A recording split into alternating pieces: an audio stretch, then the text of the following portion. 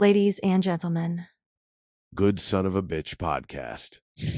All right, guys. Another episode of Good Son of a Bitch podcast. It's going to be a special one for you this week. It's just me and Kyle, and we're hanging out today. Ordered some business cards. We're going to start leaving some business cards at places, and Kyle's got some flyers that he's going to put up around town of Lapel and wherever else we can.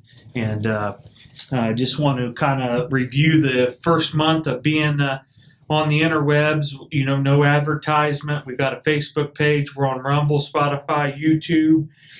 And like I said, we have that Facebook page. But, man, I really think the first month it's taken off real nice. And we haven't even gotten to what I call the meat and potatoes of everything going on. So great responses back.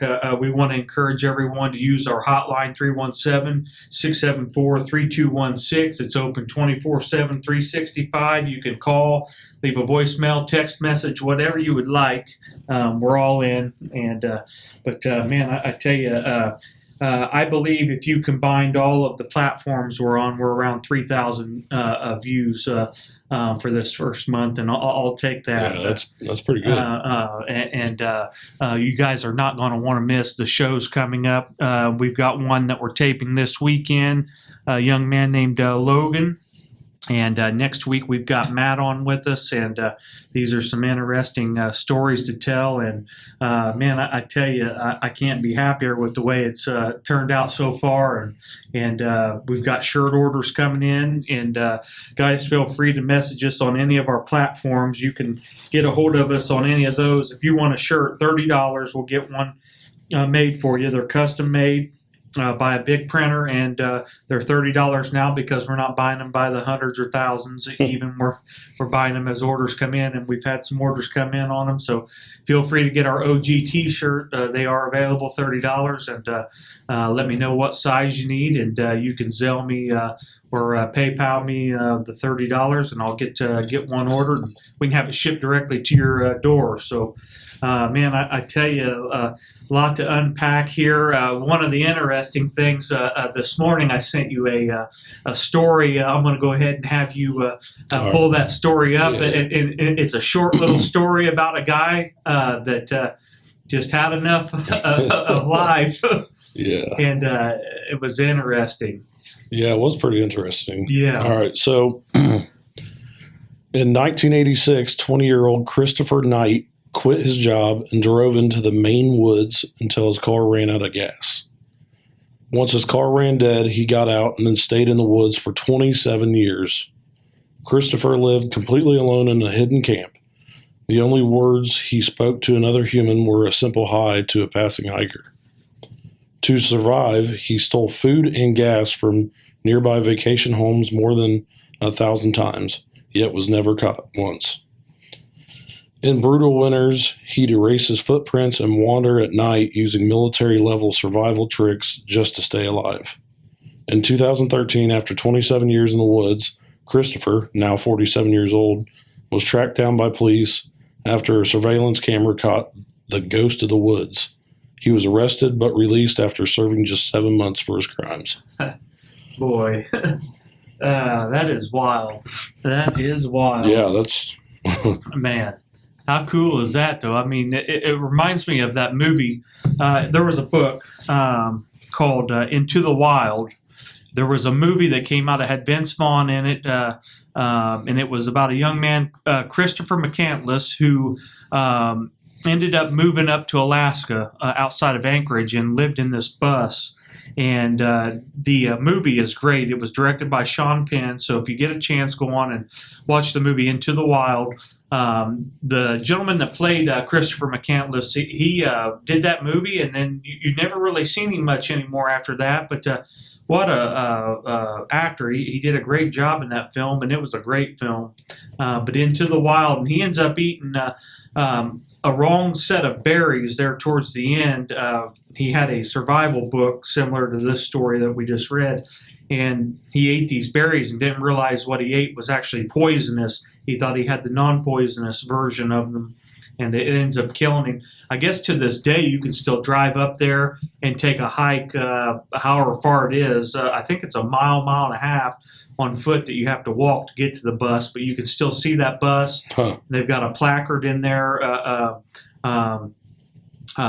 And I'm trying to remember the name. It was like Alexander Supertramp is what he changes his name to. But when I read that story about that guy in Maine, I'm just like, how many people out there just have had enough? Yeah, he just said, "The hell with it, I'm out." I'm out. And I think it's crazy that he survived that long. Really, I mean, if you think about it, most human beings, I don't think could survive that long. I know it. So yeah, the average Joe's not doing it, especially in Maine with the weather like it is. And, geez, oh Pete, but man, I found that an interesting story. Today I was talking with a guy, and he said his uncle used to name his chow dogs after a Steven Seagal character. So I thought that was funny. You never meet a guy that had chow dogs that he named after Steven Seagal characters. Yeah, but that was another funny thing. Man, what's been going on with you? Anything new? No, not a whole lot, man. Just been working, there in Lapel, and it's pretty boring for the most part. Small town, I tell you what, Lapel hit the mainstream when it came to this latest round of water issues. Oh my gosh! Madison County in its entirety has the same issue, but I would imagine the pipes in that town are just like any town, are full of all kinds of iron, and that's what people are seeing. It's iron and it's buildup of stuff. I'm not. Out of that woods. I've fired up the sink and showered many times in town there. I've been there 18 years at that house I'm at this year. And last year it started to become noticeable. The calcium buildup in the hot water tank. They last about 7 or 8 years before you got to put elements in them. Yep. It's just part of it. But I mean, and what these people don't understand is if you go to any small town, really any town, it's the same. Yeah. You know what I mean? Like they think that, they were there for a while. They were acting crazy. Like we were putting something in the water and poisoning people and stuff. No, we're doing everything we can. Like, man, I think they took it as far as they got Aaron Brockovich involved in that. And for you that don't know about Aaron Brockovich, there's a movie that Julia Roberts played her character, but that was something I never dreamed it would get to that point. And you kind of don't hear about it much now, but there for a couple months back, it was all over. Oh my gosh! Every day. I'm like, gosh,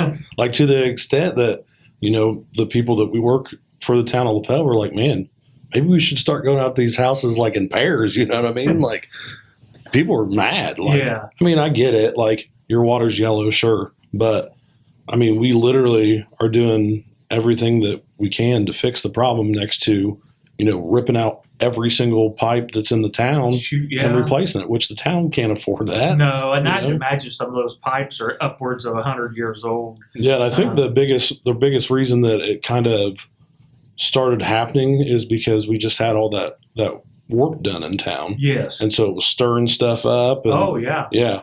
And I mean, caused a big uproar. And, the crazy thing for me is like the people that are causing the big stink are people that aren't even from Lapel. Like, I mean, they live there now. Yeah. But they've only lived there like a year or two. Like, if this is that big of a problem, find somewhere else to live. You know what I mean? Like, the people that have lived there all their lives, they're not the ones that are on Facebook, being the warriors behind the keyboard. But, it's crazy. So man, you go anywhere else, you're going to have, especially in Madison County. Oh yeah, Alexandria was bad. I mean, there was people that was in a trailer park out there without water for like a month. And like people were bringing them pallets of water so they could drink and wash their dishes and laundry and stuff. Like, but Lapel's the bad town, you know what I mean? So whatever. People are still trying to move there and they're trying to build it up. So. Yeah, you're starting to see some properties go up for sale now in town, more than you have in the past, and I think that's good. I'm in that boat here in the next couple of years. I need to get a roof put on my house. That roof was put on in 2001 or 2000, one of the two, and State Farm insured the roof, and we had that hailstorm come through in 2019. And man, it did $7,000 damage on my truck alone. And then my mom and dad's vehicles outside of town there, they were, to the point where the cost was way up there. Yeah. Each of those were 8-9 grand. But like my dad's truck got a roof put on it, and big job. But man, State Farm came out. I was the only one on Main Street that had State Farm insurance, and the only one that got denied on a roof. Really? They were willing to pay for the roof vents, but not the roof shingles. Wow. They used the cockamamie bullshit excuse that those are faulty shingles. That's their favorite. State Farm insurance is just like all of them. It's just a right for them to rob you in the middle of the day. Yeah, that's how all insurance is, man. It sucks. All insurance is like that. When I started working at the town of LaPel, I had to go to the pharmacy to get some prescriptions filled. Yeah. And they asked, "Do you want it ran through insurance?" And they told me how much it was without insurance. And then they told me how much it was with insurance, and it was double with insurance. I'm like, what am I paying for? You know what I mean? Right. And it's just like, you pay for insurance on cell phones, and my son breaks his phone, and then I have to pay $100 for a replacement. I'm like, I've been paying you, $20 a month for my whole life, really. Right. And I've never used it, and now I got to pay you $100. Why don't you pull out the millions I've been paying you? And that's how they're doing it. They collect premiums on everyone from every avenue that drives an automobile, lives in a home, or owns a business, or wants to plan for their death, burial, and future resurrection. But it's a crock, and I hope that one day we're able to see that industry collapse. Just to be quite frank, but. Man, just so much going on. Man, I tell you, I'll let you kind of speak on your thoughts over the first month of shows and where we're heading in the future. And now that we're able to advertise, we should start picking up. Yeah, I think it's only going to go up from here. Yeah. To be honest with you, I'm quite surprised by the followers and the views that we've already got, off of 4 episodes? Yeah. And without advertising, we share it on Facebook or whatever. But, right. I think once we start putting our name out there, I think it's only going to go up. Yeah, absolutely. So, yeah, without a doubt it will. And people love the content, and we're able to see the metrics, in these platforms, and everyone's watching the entire episode, which is great. Yeah, that's what you want. Yeah, it's where you put content out weekly, and they're only viewing 4 or 5 minutes of it and shutting it off. Then hey, we got something here that nobody's watching. Right, but right. Everyone that clicks into our content, they watch the entire thing, and all different ages. 58% are male on Spotify, and the rest are female. Again. I couldn't be happier with where we're heading and what we've done so far, and it's only going to go up from here. Keith wasn't able to make it tonight to sit down and bullshit with us, but I wanted to talk to you here as we do this podcast episode. You've seen the Real American documentary from Hulk Hogan, and I've seen clips, maybe 2 clips out of that entire documentary. I want to see it, but everyone that's watched it has told me what a good podcast. Oh yeah, it was great.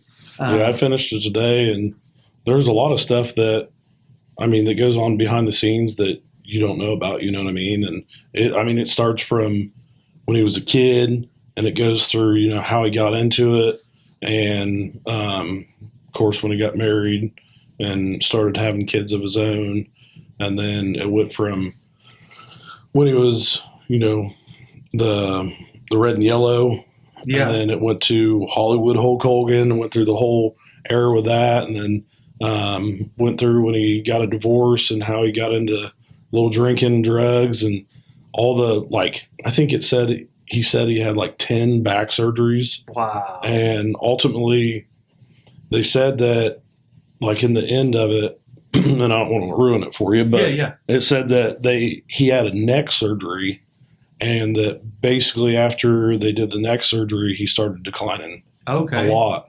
And then he had, of course, sounded like a heart attack is the way they made it out. And then, of course, passed. But it was, I will say that, like, the last 10 minutes of it, when you're watching it, it's basically the last 10 minutes is after he passed. And man, I got goosebumps watching it. I was like, what the heck, dude? This is crazy. But yeah, I mean, ultimately it's like a 3-part documentary, and it was good. I mean, I watched the whole thing, of course, not all at the same time, but I finished it today earlier, and yeah, it was really good. Ben, the one clip that caught my attention, and I shared it on Facebook, but was the story about his brother. And when his wife said, hey, there's a big gentleman sitting out there on the hood of your car looking for you. Mm-hmm. And he thought, man, what in the world? And, he went down there, and it was his brother. And long story short, his brother needed some money. He was kind of down on his luck. And if I remember right, Hulk Hogan gave him some money. This was early on in his wrestling career, so he wasn't mega rich by no means. But, he was making some money, and gave his brother the money. And come to find out, instead of having his brother go with him to the next show or next city or wherever it was he was going, they got a phone call that his brother had overdosed on drugs and passed away. Yeah. And you can tell when the interview, the questions started coming in the interview, that it really was something that I don't think he ever, even to his death, fully processed, because he really struggled with it, because he shut the interviewer down. He said, "You're just we're done here. Yeah, you're asking too much." Man, my fondest memory of Hulk Hogan obviously was WrestleMania 3 when he slammed the Giant. Nobody had done that before. But Hulk Hogan was no small man by no means. 6'9", 325 pounds. That's a lot of muscle. But in 1990, I was Hulk Hogan for Halloween. I do remember that. Mom bought me the entire costume. It had the bandana, the mask, and it had the Hulkamania shirt. Man, I wish I still had that. Man, what a great memory. I remember going over to a young kid that was my age, Scott, and spent some time there that evening after trick-or-treating, and it's just one of those memories that will always stick with me. I was one of the brothers for a brief moment in time back then, but in 1990, there was nobody bigger than Hulk Hogan. Yeah, he really he talks a lot in the documentary too about how it was more than, Hulk Hogan was more than just like a role. He really fully consumed it, and to the extent that he was Hulk Hogan, you know what I mean? Like, he had his normal name, but everybody knew him as Hulk Hogan. Like he said, he'd be out on the patio or whatever drinking coffee, and the mailman would come up, and they wouldn't call him Terry. Yeah, they'd be like, "Oh, Hulk, what's up, Hulkster?" And he said, "I'd have to hit him with a 'What's up, brother?'" And I think that was pretty cool. Heck yeah. And I tell you, I wished also that he was able, and he wasn't, that we know of, able to settle his beef with Jesse Ventura. Jesse the Body. What a character. Jesse the Body today, he's a demented old man that, just like Donald Trump, he likes to cut a promo. Anytime a camera or a microphone's around him, he's cutting a promotion. I mean, and it's WWE. He learned it from the best, Vince McMahon. But I told Terry, he'd always say, "I told Terry, I knew he ratted on me," and it's just, he had a hard beef with Terry or Hulk, and I wish that they were able to settle the score, before Hulk's passing. And but yeah, Hulk Hogan same way. Anytime he had the cameras running, brother, absolutely. Let me tell you something, brother. Come on down to Hogan's Speed Shop tonight. We're going to be doing karaoke. He's just some guys just have it. When the cameras are rolling, like they are now, it's time to turn it up. Yep. I seen an advertisement. One of my childhood favorite movies that's up there on the wall, and that's First Blood. Rambo. I loved John Rambo, but I seen that Sylvester Stallone's directing a film, the prequel to, and I don't know who they've got picked. They'd have to have somebody special because back then he had the physique and the the whole thing on. I'm hoping that they put together a good show there. That's one that I'm definitely going to go see. But just scrolling through just shortly after I sent you that story, I seen that Sylvester Stallone is currently filming John Rambo is going to be the name of the film. Okay. And man, I tell you, I couldn't be more excited for that. I like The Last Blood, the one that he put out here a couple years ago, where he closed the story out, or as far as we know, closed the story out. And, he was like 60-something years old or whatever. Yeah. I think he's in his late 70s now, and I believe that movie, Last Blood, came out over 10 years ago now. It's hard to believe. Yeah. But, I couldn't be happier, again, with Good Son of a Bitch podcast, and we got some good son of a bitches coming. And we've had some good ones on. Believe it or not, our last guest, Ricky Tharp, his episode's doing well. Race car driver on the amateur side of things, which I personally like that the style of racing. When you get into these small town, small track race car drivers, they're the guys that do it for the love of the game, and they put every blood, sweat, and tear. And you kind of learn that as we did with Ricky, as he just eat, dreams, sleeps, breathes everything racing. Everything racing, and we'll have more from various backgrounds, and I can't tell you all the different backgrounds, but there's so many with so many good stories. This weekend against Logan, he's a young man that fixes wrecked cars as well, but he's going to be interesting. But next week, Matt Cassion is going to be on, and he's going to be an episode no one's going to want to miss. He's got enough content with us that we're probably going to have to break it down into a couple episodes with him, but great life story, and more life story ahead of him. His youngest son, just as we were talking about on your episode, joined the U.S. Army, and so he's just now out of basic and into the very beginnings stages of it, and so he'll talk about that. He's got some kids that are grown now, and good man. People will enjoy him and everything he's got to bring to the table. But man, I tell you what, couldn't be happier with all of our viewership. And we want everyone to like, share, and subscribe. Click the bell for notifications, and tell everyone about our hotline. Again, that's 317-674-3216. We can take your call and your message and your story and read it on the show at any given time. Thus far, I've just gotten voicemails for people applying, telling their life story. And then Matt was one of them, next week's guest, that left a voicemail that he was interested in. We got him confirmed for next Thursday night. So he'll be here at 6 o'clock, and we'll get that taped. And like I said, we're booked out for the rest of the year. So we got plenty of content. We're going to do content like this for you guys about once a month or every 6 weeks or so. Every 5 or 6 episodes, we'll put out an episode like this, and sometimes it'll be me and Kyle, it'll be me, Kyle, and Keith, and then me, Kyle, Keith, and Lance, and a mix of those guys too. As you've seen with Keith's episode last Friday, we taped it, and I was actually behind the audio-video desk, and that eliminates having to do a lot of the editing, because you can do it right there, and people really enjoyed that episode too. They really did. So, man, I liked how he had his kid on the show. That was cool. His eldest son, Hunter, he wants to learn everything he can about any avenue. Being at the age where he's not real sure, what he wants to do in life. He wants to learn about everything he can. More That's power smart, to him. Yeah. So feel free, if you've got your son or daughter wants to come on and talk on the podcast too, and tell about their life. And, Easton, come on here and advertise. advertise his lawn mowing business. There you go. There you go. Hey, nothing wrong with that, man. I tell you, that's a bug that never goes away.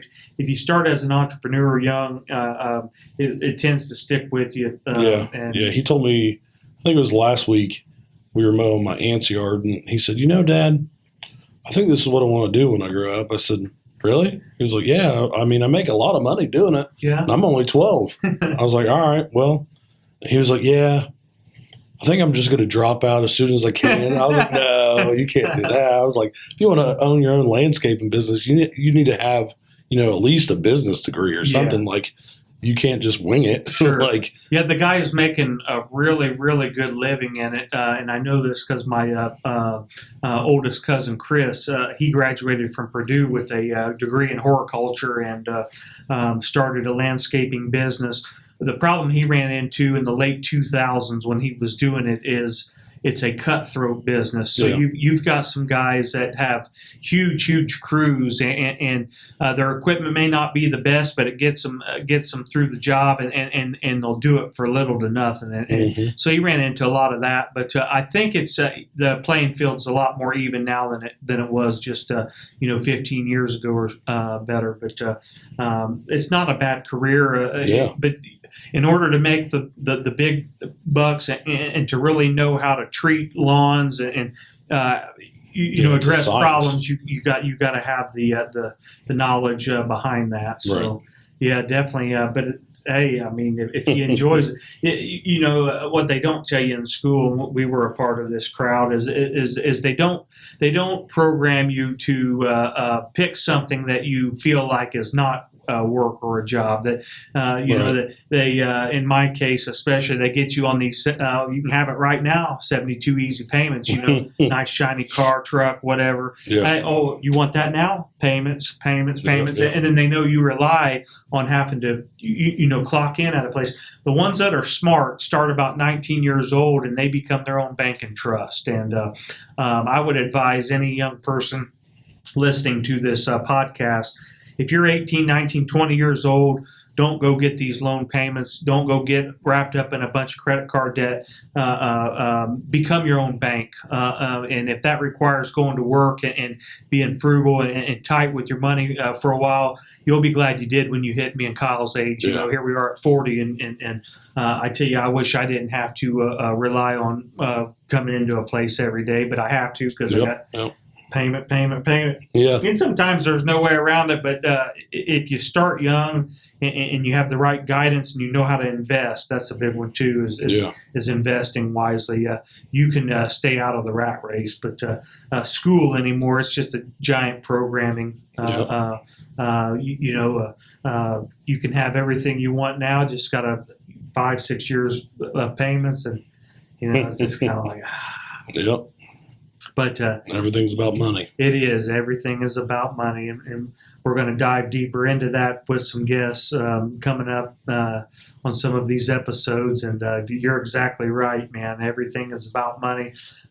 Everything now is a subscription service. You go to the doctor, they're not programmed to treat a root cause disease or illness. They treat symptoms, mask symptoms, but they want to get you on a subscription plan.